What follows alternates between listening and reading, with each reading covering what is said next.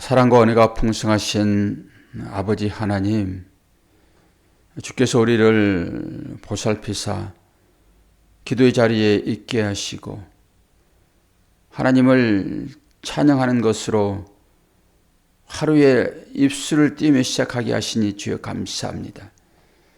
무슨 말을 해야 하나님께서 기뻐하실지를 곰곰이 생각해 보는 아침 되게 도와주시고 우리가 만나는 모든 사람들에게 이 복음 되시는 사랑 되시는 주님을 말할 수 있는 축복된 입술 될 수 있도록 은혜 허락하여 주옵소서.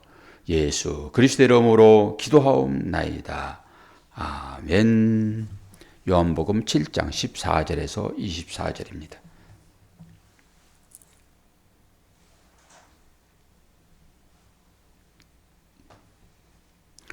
이미 명절의 중간이 되어 예수께서 성전에 올라가사 가르치시니 유대인들이 놀랍게 여겨 이르되 이 사람은 배우지 아니하였거늘 어떻게 그를 아느냐 하니 예수께서 대답하여 이르시되 내 교훈은 내 것이 아니요 나를 보내신 이의 것이니라.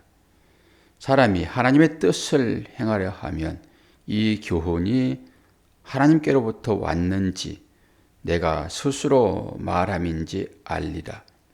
스스로 말하는 자는 자기 영광만 구하되 보내신 이의 영광을 구하는 자는 참되니 그 속에 불의가 없느니라. 모세가 너희에게 율법을 주지 아니하였느냐? 너희 중에 율법을 지키는 자가 없도다. 너희가 어찌하여 나를 죽이려 하느냐? 무리가 대답하되 당신은 귀신이 들렸도다. 누가 당신을 죽이려 하나이까?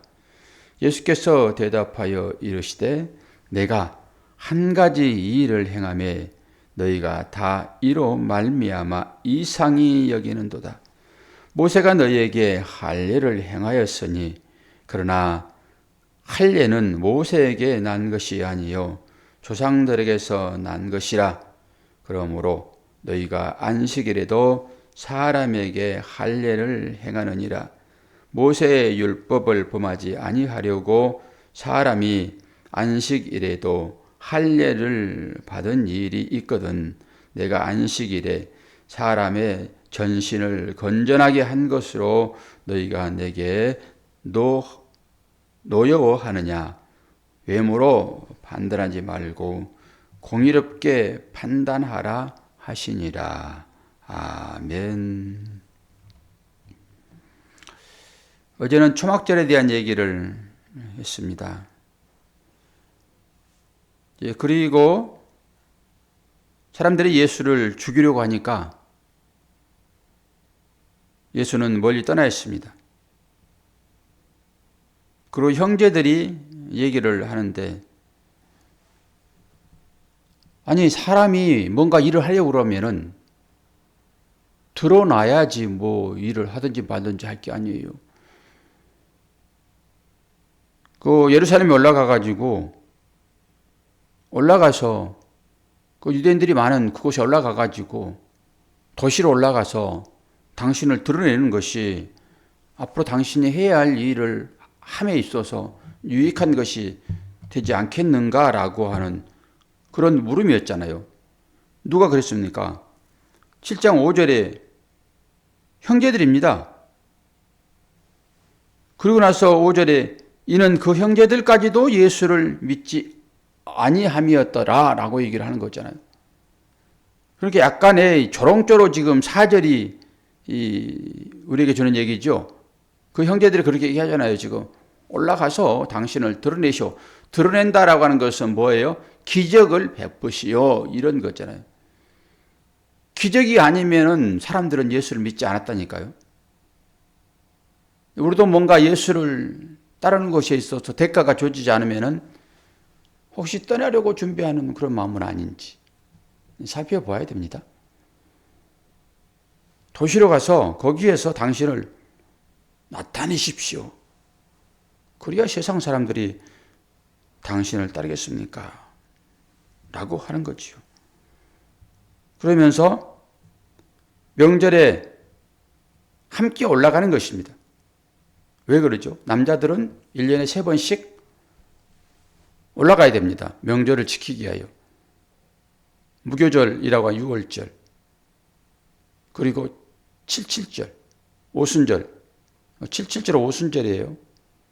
그리고 그것은 장막절 해가지고 맥추절로 해서 처음 추수하는 그런 것입니다. 그게 오순절이에요. 그게 7.7절이라고 하기도, 맥추절이라고 하기도 하고. 그리고 나머지 이제 초막절. 어제 안 들으신 분들은 초막절이 어떤 의미가 있었다고 말씀드렸죠. 초막절이 되게 되면은 뭐 합니까? 그들이 실로 모셔가가지고 물 떠다가 제단에 붓기도 하고 씻기도 하고 계속 물을 붓는 행위를 하잖아요. 그리고 등불을 크게 작은 불, 큰 불 합쳐서 크게 높이 달기도 하고, 그래서 그 불빛이 모든 사람들이 보는 불빛이었잖아요. 그 의미는 광야 생활 가운데서 하나님께서 이스라엘 백성의 목마름을 이제 반석의 물을 통해서 넉넉하게 주셨다라고 하는 의미를 가지고 실로 모셔가 가지고 물을 퍼오는 것입니다. 불은 뭡니까? 하나님께서 밤에 이제 그 불기둥의 의미가 있지요. 그것은 전부 다 이스라엘 백성들을 하나님께서 친히 인도했다라고 하는, 도우셨다라고 하는 거잖아요. 그걸 기념하는 것으로 초막절을 지키는데, 지금 예수께서 그들 앞에 있잖아요. 예수님은 생수입니다. 그리고 예수님은 빛이십니다. 어제 말씀을 안 찾았는데요. 말씀을 찾아서 확인 한번 하고 넘어갑시다. 요한계시록 21장. 성경 맨 마지막에 찬송가 바로 뒤에 있겠죠. 21장 22절과 23절 한번 읽어보고 넘어갑시다. 이게 말씀으로 이제 확인하는 것이죠. 예수님이 어떤 분이신지를 확인하는 것입니다. 성경 전체를 통해 가지고 예수를 확인하는 것이 중요하다라고 하는 사실이죠. 요한계시록 21장 22절에서 23절을 제가 봉독합니다. 성 안에서 내가 성전을 보지 못하였으니 이는 주 하나님 곧 전능하신 이와 및 어린 양이 그 성전이심이라. 그 성은 해나 달의 비침이 쓸데없으니 이는 하나님의 영광이 비치고 어린 양이 그 등불이 되심이라. 어린 양이 성전이며 어린 양이 빛이시라고요. 이걸 지금 얘기를 하고 있는 것입니다. 그리고 성전이라고 하는 것은, 성막이라고 하는 것은 우리가 예전에 다 알았잖아요. 이 성전을 헐라 내가 사흘 만에 세우리라. 그러면서 이 성전은 예수를 가리킴이라. 똑같잖아요. 요한계시록에도 어린 양이 성전이며 어린 양이 등불이라고요. 이 땅 가운데서 이 절기라고 하는 것은 그런 의미를 가지고 절기를 지키라고 하는 것이지, 그냥 율법의 어떤 준수로서만, 행위로서만 그 일을 하게 되면은 예수가 앞에 와 있는데, 그 빛이시며 그 생수이신 예수가 앞에 와 있는데 그걸 기념한다고 앞에서 계속 그 일들을 하고 있다니까요. 그러니 얼마나 어처구니 없는 일들을 지금 이들이 하고 있냐고요. 율법을 통해서, 말씀을 통해서 예수를 보지 아니하면은 우리의 믿음은 헛것입니다. 단순히 유대인들처럼 이 율법의 행위로만 복을 받겠다고 나가 버리는 것이죠. 이제 오늘 말씀도 그런 얘기예요. 나타내라. 하나님의 사역자로 이 땅에 왔으면은 당신이 뭔가를, 능력을 사람들 앞에서 나타내야지만이 사람들은 그 능력을 믿고 당신이 주인 것을 고백하지 않겠습니까? 라고 하는 것이죠. 이것이 인과응보잖아요. 원인이 있을 때 뭔가 결과가 나타난다. 항상 사람은 그렇습니다. 그래서 배움을 가지면은 그것이 그에게 능력이죠. 근데 아는 것이 힘이다 이러는 거잖아요, 결론은. 근데 오늘 말씀을 비춰보니까 예수는 기본적으로 정규 학교를 다니지 않았습니다. 그 당시 사도 바울은 어마어마한 학문을 가지고 있던 사람이에요. 예수나 그의 추종자들은 정규 학교를 다니지 않았습니다. 그렇다고 그러면은 이 사람들이 이런 얘기를 할 수 없지요, 지금. 아니, 저는 지금 배움이 없는 사람인데 어떻게 이 하나님의 말씀을 우리보다 더 확실히 알고 있느냐? 내가 저의 출생을 알고 그리고 저의 삶을 아는데 어떻게 이렇게 이런 깊이 있는 말씀을 할 수 있어? 라고 하는 의문이 그들에게 지금 들고 있잖아요, 지금. 이게 일반적인 시각입니다. 믿는다라고 하는 것도 배워서 믿을 수 있어요, 여러분. 배워서 신앙 고백할 수 있다니까요. 우리가 성경 말씀을 공부하잖아요. 그러니까 그 공부해가지고 말할 수 있다니까요. 나는 믿습니다, 이렇게. 공부해서 아는 것으로 믿음이 옵니까?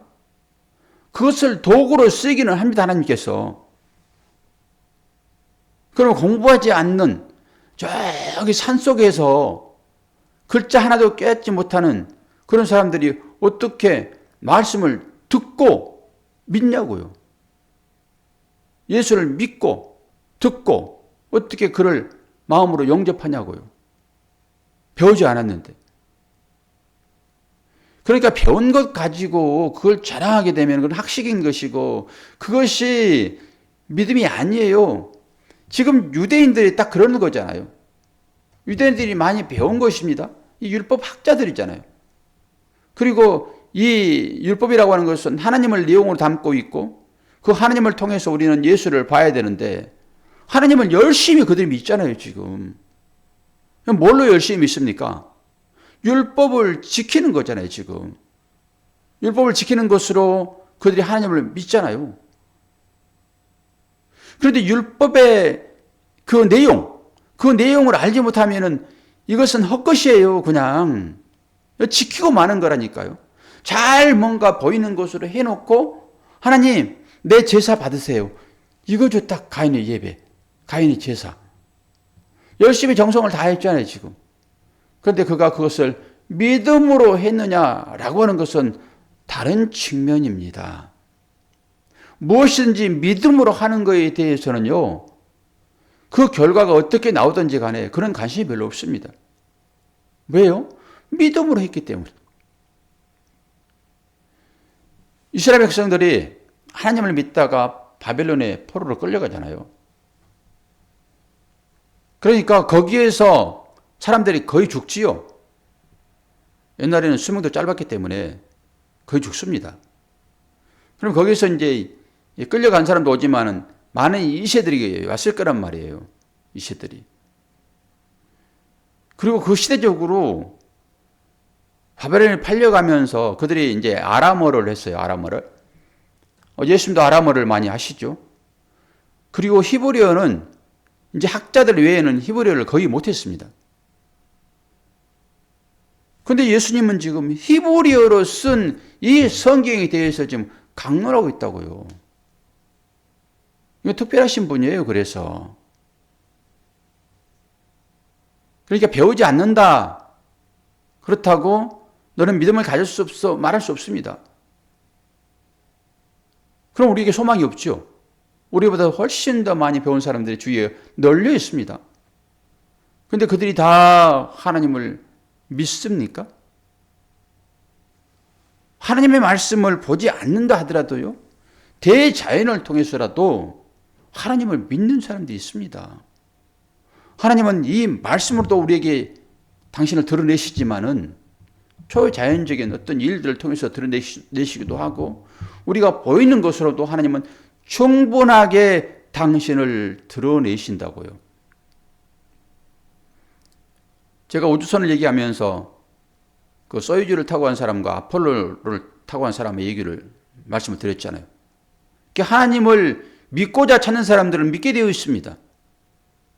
그래서 어찌됐든 간에 나는 하나님을 믿지 않을 거야 라고 하는 사람은 하나님이 앞에 나타나도 하나님을 안 믿는다니까요. 그렇게 유대인들이 지금 그 예수를 죽이는 것입니다. 계속 지금 죽이려고 하잖아요, 지금. 그래서 도망쳤고. 그들이 어둠인 거예요. 그 어둠은 빛이 나타나면 기본적으로 죽게 되어 있다니까요. 참 빛이란 사실을 알게 될 때 자기 정체가 드러나고 자기의 모순된 삶이 드러나고 했을 때 참 빛 앞에서 그들은 무릎을 꿇는 것입니다. 그러나 실제적으로 어두움들은 빛이 나타나게 되면 도망가든지 아니면은 빛을 감싸버리죠. 그 말은 빛을 죽인다라고 하는 거예요. 빛을 죽인다. 그리고 우리 이제 19절을 말씀 한번 볼까요? 19절에 뭐라고 얘기하고 있습니까? 모세가 너희에게 율법을 주지 아니하였느냐? 너희 중에 율법을 지키는 자가 없도다. 너희가 어찌하여 나를 죽이려 하느냐? 아니, 율법을 지금 그들이 철저하게 지키고 있잖아요, 지금. 그런데 율법을 지키는 자가 없다 얘기를 하고 있고, 그 율법이 말하는 바가 예수인데 그 예수를 죽이려 하잖아요, 지금. 이게 역설이잖아요. 예수를 죽이려 하는 자, 즉 예수를 빛으로 알지 못하고 예수를 그냥 몸뚱이 예수, 기적이나 베풀고 자기들의 소원 성취나 해주는 그런 예수로, 이걸 민속적 예수라고 얘기를 하잖아요, 지금. 이 빛이신 예수가 왔는데도 불구하고 그들이 그 초막절 행사를 한 것이나 계속 율법을 지키면서 예수를 죽이려고 하는 것은 뭐예요? 그 율법이 담고 있는 뜻 예수를 알지 못한다라고 하는 거잖아요, 지금. 이 말씀이 사실 우리를 감찰해야 돼요. 이 말씀이. 저와 여러분을 이 말씀이 감찰해야 됩니다. 그러면서 자신을 돌아봐야 되거든요. 나는 과연 이 거지로 예수가 왔을 때 그 속에 감춰져 있는 그 예수를 볼 수 있는가잖아요. 이런 사람이 있을 수 있습니다. 나는 상관없어. 그게 가짜이든지 상관없어. 나는 그냥 좋은 옷 입고 나에게 복 빌어주는 그가 예수라고 하면 나는 상관없어. 라고 하는 것은 아닌지. 그냥 모양만 좋게 가정하고 찾아와서 나에게 복 빌어주는 그런 것이 어떻게 드러납니까? 나는 죽어도 좋으니 돈벼락 좀 맞아보자. 그 말이 얼마나 어마무시한 말인지 여러분 아시잖아요. 죽잖아요, 그거. 벼락 맞으면 살 사람 있습니까? 돈벼락이나 맞아보고 죽겠다라고 하는 거잖아요, 지금.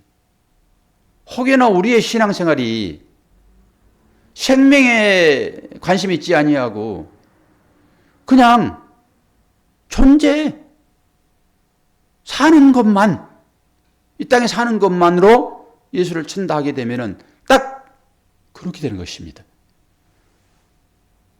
위장하고 거짓 행색으로 우리에게 찾아오는 그 생명이신 예수는 간신도 없고 나는 네가 어떻게 하든지 상관없어. 나는 내가 필요한 것만 네가 제공해 주면은 나는 너를 예수로 믿을 거야. 혹시 이거 아니냐라고 하는 거예요. 우리의 믿음 자체가. 심각하게 고민해 봐야 할 일들이잖아요. 지금 예수께서 지금 명절에 올라가셔서 지금 명절이 뭘 말하고 있는지를 실제가 돼서 얘기를 하고 있는데 그들은 지금 예수를 죽이려 하고 있다고요. 그리고 그 하는 일이 야, 너 귀신 들리나 보다. 귀신 싸움입니다. 실제적으로 우리 싸움은 지난번에도 누가 나를 자꾸 죽이려 한다고 하고 그런 소리가 들린다고 하고 그 망상이 보여주고 하고 그래서 사람을 죽이잖아요. 이게 전부 귀신들입니다. 이게 다. 그래서 예수가 하는 그 일도 귀신의 일이라고 치부해버리는 거예요. 전부 다. 그리고 참 신신 예수를 귀신 정도로